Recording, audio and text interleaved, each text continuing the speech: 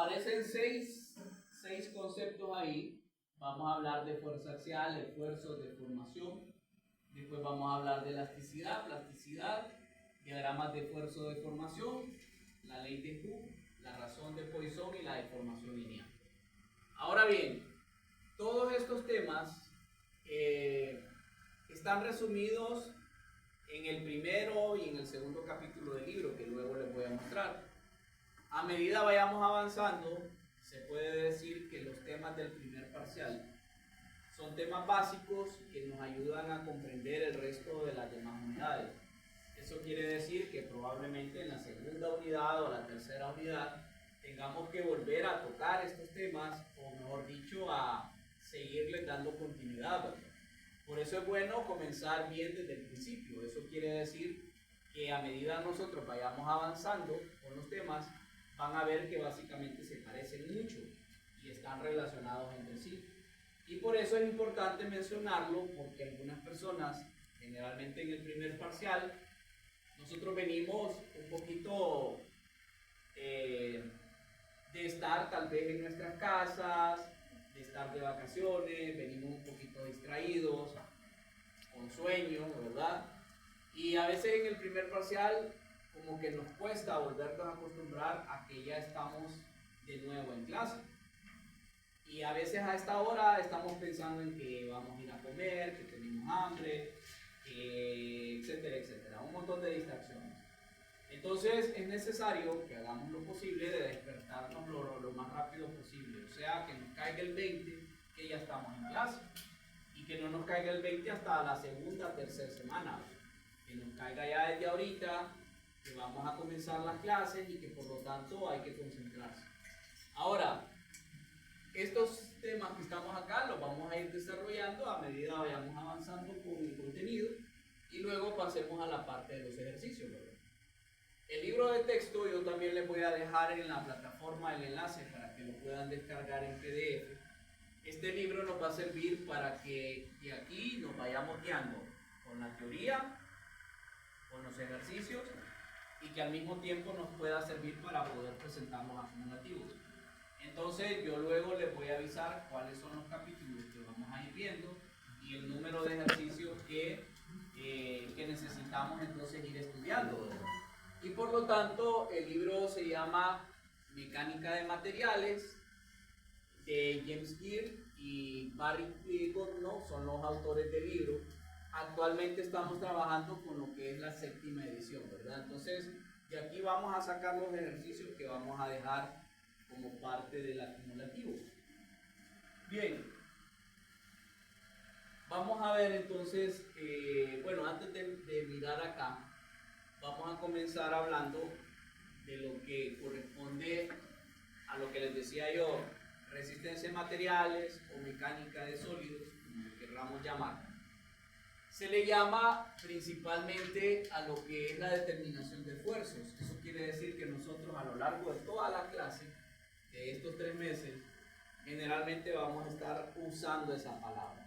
Vamos a estar calculando esfuerzos, vamos a estar calculando deformaciones y también vamos a estar calculando lo que son los desplazamientos de las estructuras sobre las cargas que vamos a aplicar. Ahora, esta clase es básicamente una continuidad estática. ¿Qué quiere decir eso, verdad? Quiere decir entonces que nosotros aquí vamos a seguir calculando nodos, vamos a seguir calculando reacciones, vamos a tener que volver a hacer diagramas para poder determinar fuerzas en X, fuerzas en Y, tenemos que volver a repasar cómo encontrar los centroides de figuras, ¿verdad? Entonces, a lo largo de la clase nos vamos a dar cuenta que muchos de los problemas que nosotros vamos a desarrollar se van a centrar en nuestra base de estática. Y por lo tanto va a ser necesario, como les dije yo, que repasemos esos temas y que ustedes hagan siempre lo posible de consultar cualquier duda que tengan. De esa manera vamos a poder seguir avanzando.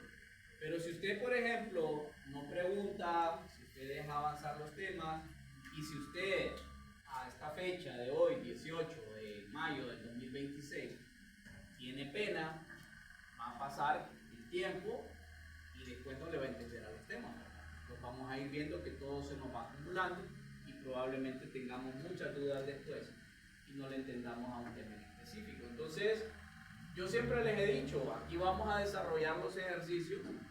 Si ustedes se fijan, yo les pido a ustedes los resultados. Yo les digo, traigan calculadora, jóvenes, cuánto les da tal cosa, para que ustedes aquí vayan practicando, ¿verdad? Yo podría traer ya los ejercicios resueltos de mi casa y decirles, copien, ahí está el ejercicio. ¿Tienen dudas? No, no hay. Mañana hacemos otro. Pero eso no es dar clase, ¿va? Usted lo que quiere más bien es practicar. Entonces, yo necesito que ustedes aquí en el aula traigan la calculadora, practiquen, conozcan la calculadora para que el día del examen no me pregunten que dónde están los botones para encender y apagarla, ¿va? Porque se supone que es suya, usted es el que la tiene que conocer, no yo. Para que más bien las pregunten dando clase. Vamos a ver lo que se llama una barra, buenas tardes, a lo que es una barra prismática. Entonces, la barra prismática tiene la propiedad, fíjense bien, de que va a mantener siempre una sección transversal constante, ¿verdad? ¿Qué quiere decir eso?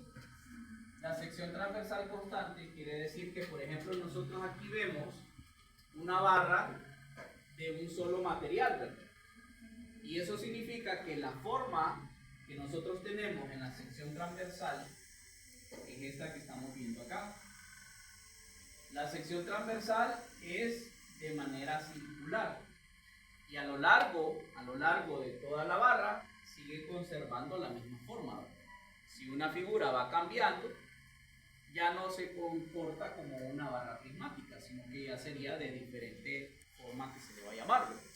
Entonces, en este caso dice que la sección transversal va a permanecer siempre de manera constante. Ahora, en los ejercicios que nosotros hagamos, vamos a ver que existen tres tipos de ejercicios. Uno es cuando hablamos nosotros de una sección que se le conoce como sección sólida.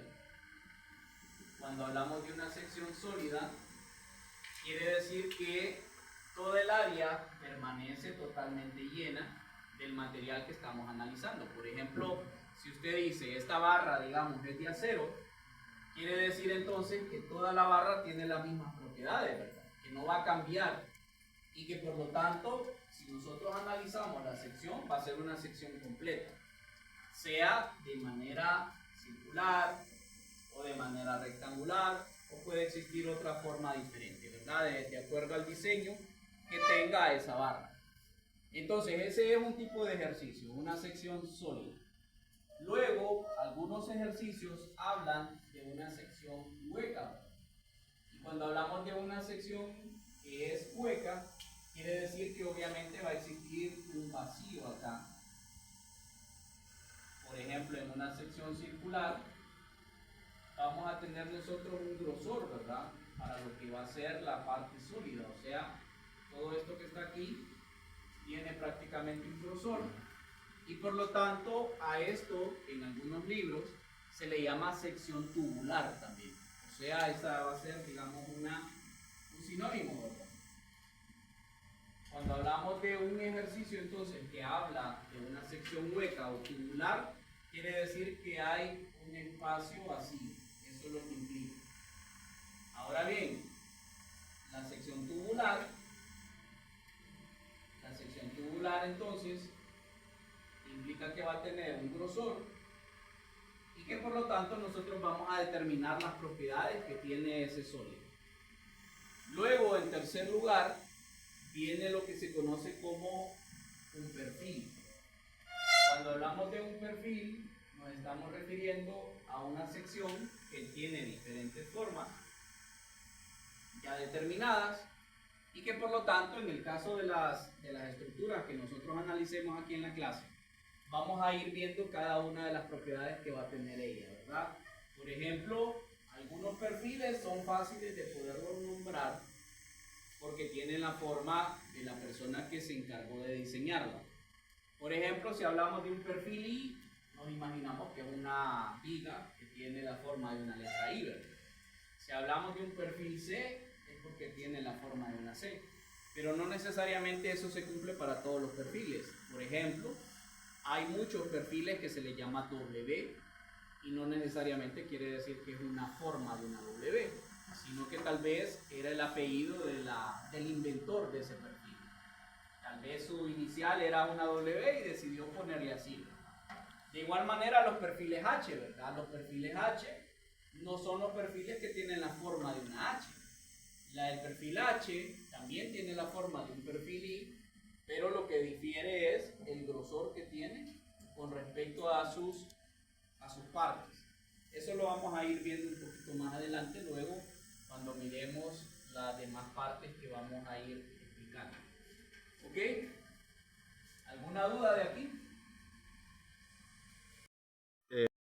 Eso en parte... Sí, la parte de momento sí.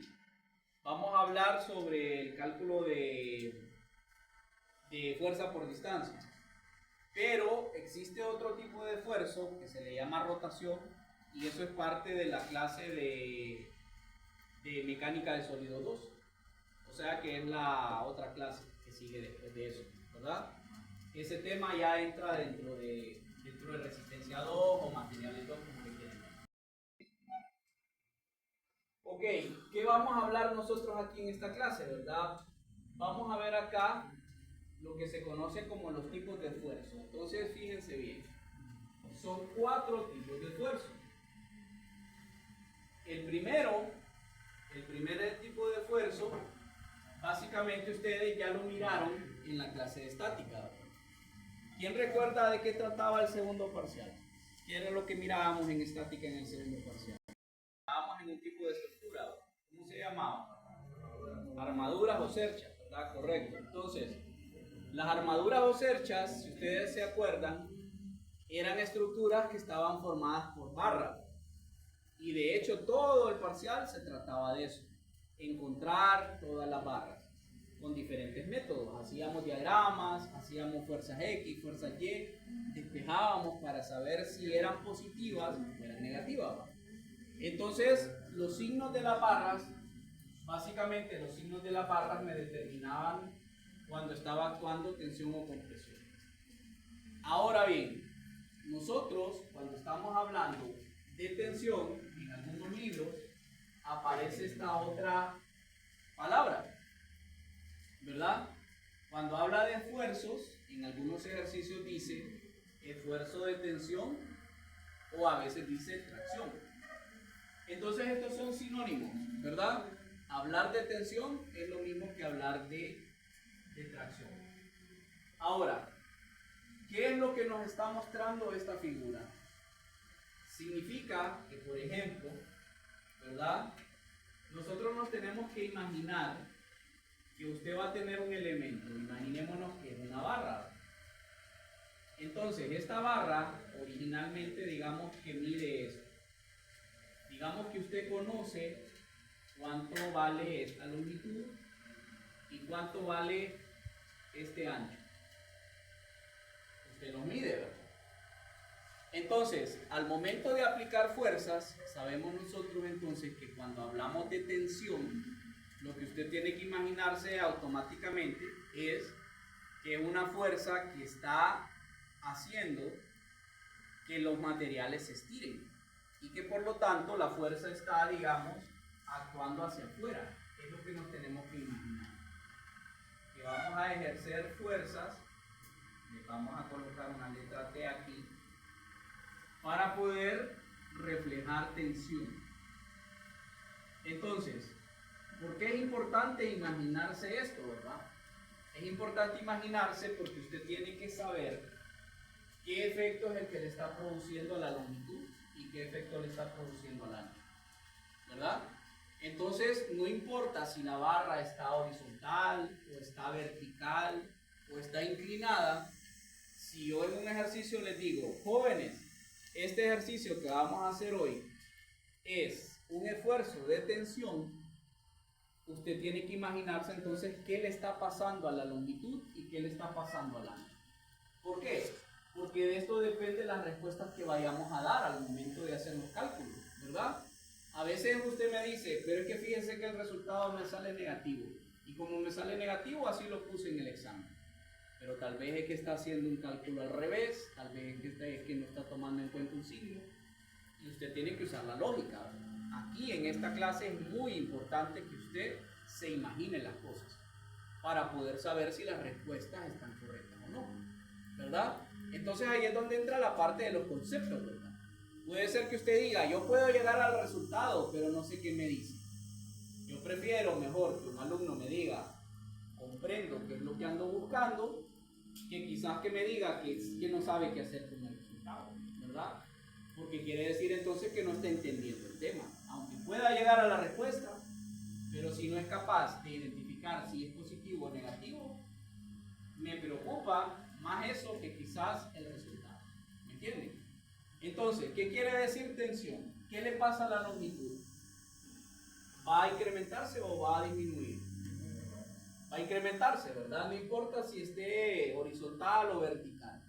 Desde el momento en el cual a mí me están diciendo en un ejercicio que una barra, por ejemplo, está aplicada con un esfuerzo de tensión, usted tiene que imaginarse eso, tiene que tenerlo claro, tiene que saber que la longitud va a aumentar, ¿verdad? No importa, como les dije, cómo estaba graficada o cómo esté dibujada en el ejercicio, usted ya tiene que saber, la longitud va a aumentar y el ancho va a disminuir, ¿verdad? ¿Por qué? Porque básicamente es como que el material se empieza como a compensar, ¿verdad? Si esto aumenta, el ancho no puede aumentar también. O sea, son cosas contrarias, ¿verdad? Así como cuando nosotros estábamos en la escuela y nos decían, ¿usted sabe sumar? Sí. Ok, ahora vamos a ver el tema de restar. Y el tema de restar es lo contrario. O sea, no podemos, por decirlo así, no podemos entenderle a sumar y no le vamos a entender a restar, ¿verdad? Son complementarios, lo mismo pasa aquí. O sea, si la longitud aumenta, no puede aumentar el ancho. Aunque en la calculadora me dé positivo, usted dice, bueno, este valor que me está dando realmente es una disminución, es algo que está disminuyendo, ¿verdad? Ahora, ¿qué pasa de manera contraria, verdad? Porque aquí el ejercicio, o mejor dicho, la imagen, solo me habla de tensión. Pero como dijo Kenneth, en el segundo parcial no solo era ver tensión, también mirábamos compresión. Y la compresión es el efecto contrario. La compresión, entonces, aunque no aparezca aquí en la imagen, la compresión significa que las fuerzas son contrarias. O sea que ahora ya no estamos nosotros estirando la barra, sino que más bien la estamos presionando. Y por lo tanto esas fuerzas se van a graficar hacia adentro. Las fuerzas se van a encontrar entre sí. Y por lo tanto la compresión, ¿qué es lo que le está pasando? Está deformando la figura, porque si ahora las fuerzas van hacia adentro, ¿qué le va a pasar al ancho? ¿Qué le va a pasar al valor del largo? El valor de L ya no va a aumentar, sino que más bien va a disminuir. Y por lo tanto la figura, de manera exagerada, digamos, va a quedar así, ¿verdad? Entonces, el valor de L, que originalmente era esto, antes L era todo esto, ahora se transforma en esto. Quiere decir que el valor de L disminuye, pero ¿qué pasa? Ese material, por decirlo así, se compensa en el otro lado y ahora la figura ya va a tener un ancho mayor, ¿verdad? Va a crecer el valor del ancho, porque nosotros estamos prácticamente presionando el material hacia adentro.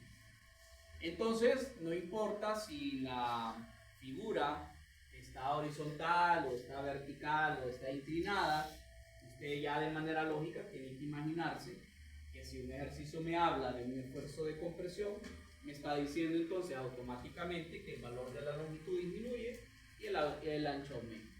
Entonces, al momento de dar las respuestas en un examen o en una prueba, usted tiene que saber eso, ¿verdad? Identificar qué es lo que físicamente está ocurriendo. Ok, ahora bien, vamos a ver nosotros dentro de la clase estos esfuerzos, ¿verdad? Tensión o compresión. Luego, en los otros parciales, vamos a hablar de lo que se conoce como un esfuerzo cortante. Entonces, el esfuerzo cortante en algunos libros también se le conoce como cortadura. Son palabras, como quien dice, sinónimas. Ahora, ¿cómo se produce el esfuerzo cortante? El esfuerzo cortante, fíjense bien, se produce cuando usted generalmente tiene en contacto dos o más sólidos, ¿verdad? Por ejemplo, nosotros acá mirábamos un solo elemento, que en este caso era una barra. Ahora nosotros aquí miramos una barra, pero esta barra está apoyada en dos puntos, está apoyada en dos lugares. Entonces el esfuerzo cortante, fíjense bien, se va a producir cuando nosotros tenemos una superficie, digamos, de contacto. Vamos a tener nosotros esto aquí.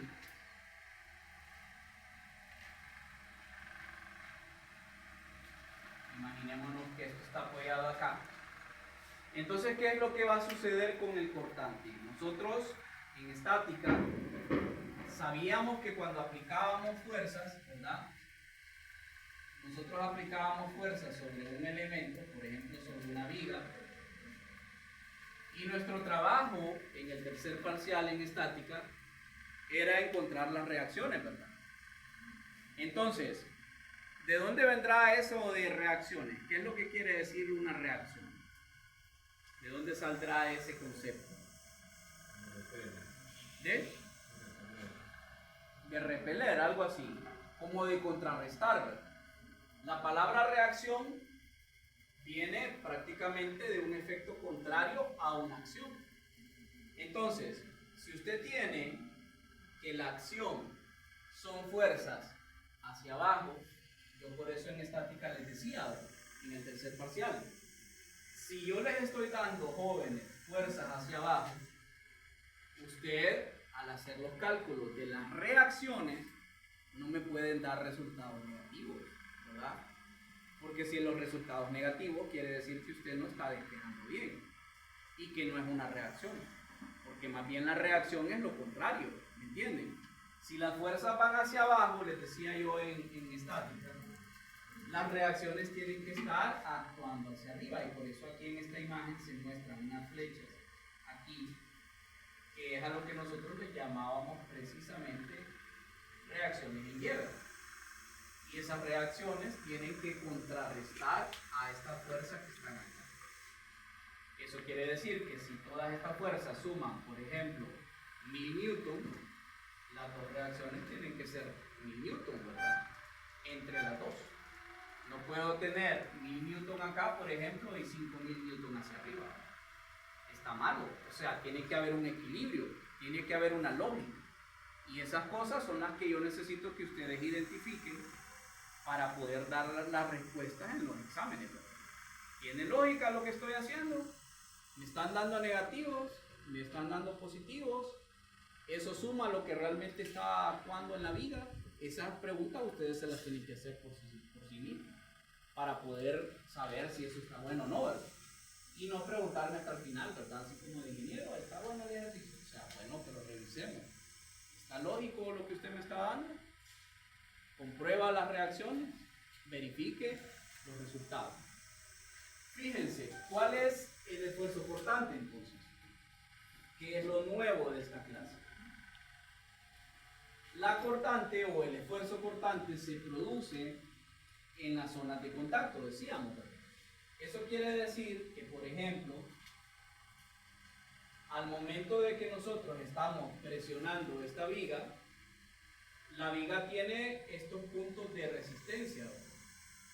Pero estas fuerzas que son hacia abajo se van a contrarrestar, así como dijo Carlos, con las fuerzas de las reacciones, y en estos puntos es donde van a generar agrietamiento.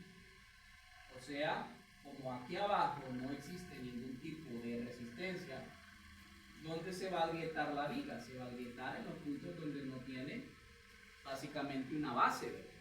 No tiene nada que la sostenga. Entonces, usted va a decir, lo lógico es que van a agrietarse aquí. Y esos puntos en donde se van a producir las grietas es donde se determinan los esfuerzos cortantes, ¿verdad? Por ejemplo, en las construcciones, en las obras, donde están las puertas, donde están las ventanas, hay personas que a veces dicen que miran agrietada la construcción. Generalmente en esos puntos es donde se produce cortante porque no hay ningún apoyo. Por ejemplo, esto acá, aquí sobre la puerta, si nosotros miráramos una grieta, lo común es que la grieta comience a aparecer a partir de aquí, de donde esté esa esquina. Y el esfuerzo cortante se va a producir en esa zona, ¿verdad? Ahora bien, en términos de construcción, nosotros vemos que algunas de las paredes tienen que tener por eso construcción de solera. Las soleras se colocan precisamente para evitar que se produzcan agrietamientos. Y en las zonas donde hay ventanas, donde hay puertas, también cuando nosotros hacemos paredes que tienen algunas de esas características, se coloca acero, se colocan lo que se conoce como jambas. Las jambas no son los mismos castillos, los castillos tienen 4 varillas. Las jambas tienen 2, ¿verdad? Entonces casi siempre se colocan a los lados y ayudan precisamente a poder contrarrestar esas fuerzas cortantes que se van a producir en una construcción. Entonces en este caso de esta imagen, luego nosotros lo vamos a ir viendo cuando lo complementemos con el conocimiento que ya teníamos de estática, sacando reacciones y encontrando los esfuerzos cortantes que se van a producir en esos puntos. Ahora, después viene el esfuerzo de torsión. El esfuerzo de torsión, así como le contesté a su compañero antes de mostrar la imagen, el esfuerzo de torsión se produce cuando usted automáticamente va a producir un momento en un elemento. Entonces, uno de los motivos por los cuales existen fallas en las estructuras es porque existen esfuerzos cortantes. El otro motivo por el cual puede aparecer una grieta en una estructura es porque básicamente usted la torció, o sea, la dobló. ¿Y qué pasa en ese caso, verdad? Como nosotros ya lo sabemos, en estática decíamos que cuando un momento se realiza en contra de las manecillas del reloj, se le asume que está actuando de manera positiva. Así era la nomenclatura de signos que usábamos en estática, ¿verdad? Entonces usted tenía que multiplicar las fuerzas por las distancias y saber si esas fuerzas giraban a favor o en contra de las manecillas del reloj para colocarles este signo, saber si era positivo o negativo. Entonces, la otra nomenclatura, decíamos, es que usted venga y sepa que si un momento gira a favor de las manecillas del reloj, va a tener entonces signo negativo. Ahora bien, nosotros vamos a utilizar el procedimiento del cálculo de momentos para encontrar reacciones, para resolver incógnitas, ¿verdad?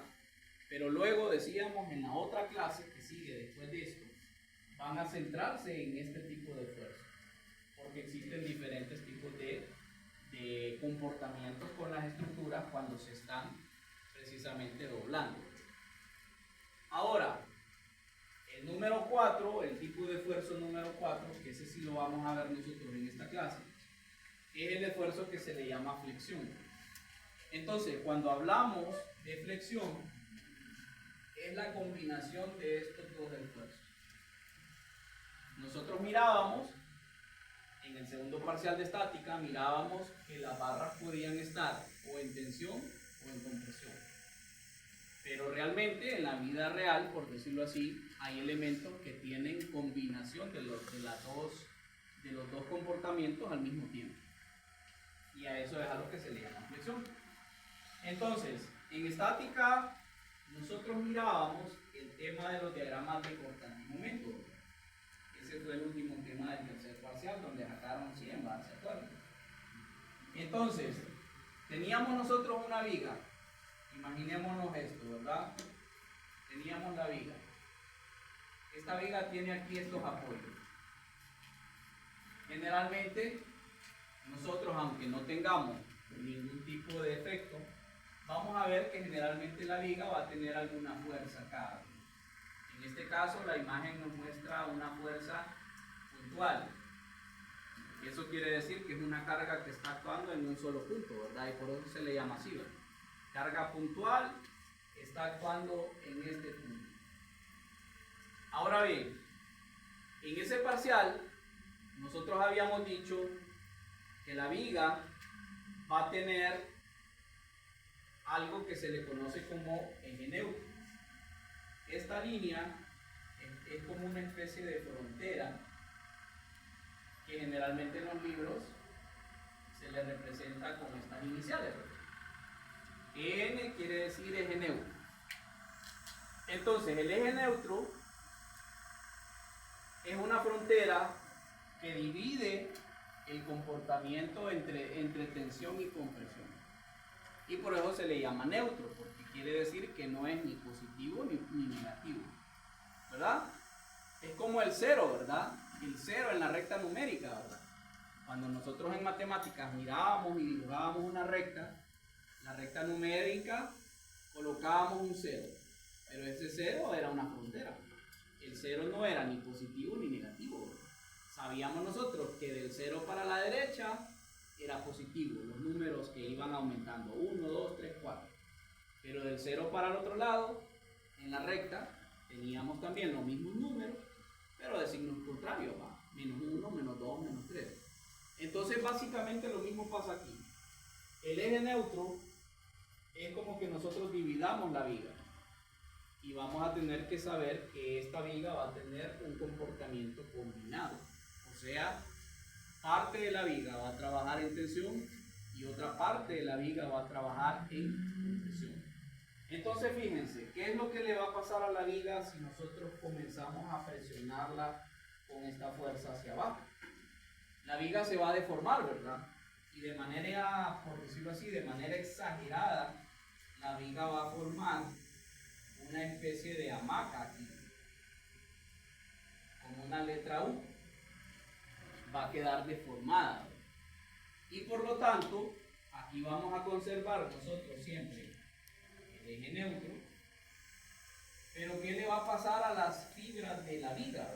¿Qué es lo que le va a suceder? En la parte de abajo es donde van a estar las fibras actuando en tensión. ¿Por qué? Porque las fibras se van a estar separando entre sí.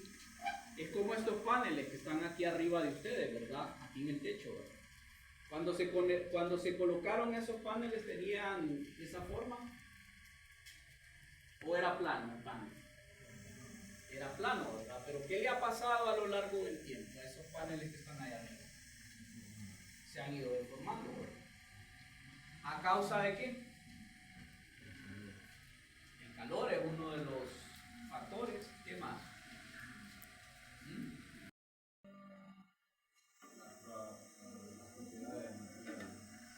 Más o menos, pero ¿qué es lo que ha causado que se encorve así? El peso, correcto, el peso propio del panel. Puede ser que arriba del panel no tenga nada, físicamente no tiene nada, ¿verdad? Pero el mismo peso propio, porque los paneles están apoyados en donde están apoyados en la esquina. Entonces se supone que el mismo peso de ¿cómo se llama? De los paneles es lo que ha hecho que se embomben así, ¿verdad? Y se encorven de esa manera. Entonces básicamente si aparecen grietas, ¿dónde las vamos a anotar nosotros? ¿Las vamos a anotar desde aquí o las vamos a anotar arriba? Desde acá donde estamos nosotros, ¿verdad? Si se empiezan a agrietar, quiere decir que la grieta va a comenzar a producirse aquí abajo y va a ir subiendo de esa manera. Entonces, por eso les decía, abajo es donde va a estar produciéndose la tensión, porque las fibras de la viga se están prácticamente separando en la parte de abajo. Pero arriba pasa lo contrario, en la parte de arriba más bien se están presionando entre sí, ¿verdad? Y por lo tanto, aquí arriba, las fibras van a estar actuando en compresión, porque va a estar actuando hacia adentro. Y ahí es como se forma la combinación de las dos. ¿Tenía alguna duda? Por decirlo así, de esa manera. Sí, tiene razón. Y como a veces quedan en voladizo, ¿va? Porque solo quedan apoyadas en el poste y luego lo demás queda en el aire, suspendido en el aire, entonces básicamente ese efecto del peso lo que ha hecho es que empiece a doblar la lámpara. Entonces, esto en resumen, jóvenes, esto en resumen es lo que necesitamos comprender para lo que necesitamos ver a lo que se le conoce como esfuerzo, que luego lo vamos a ir viendo más adelante. Bien, no sé si hay otra duda. Si no hay duda, entonces hoy aquí vamos a finalizar.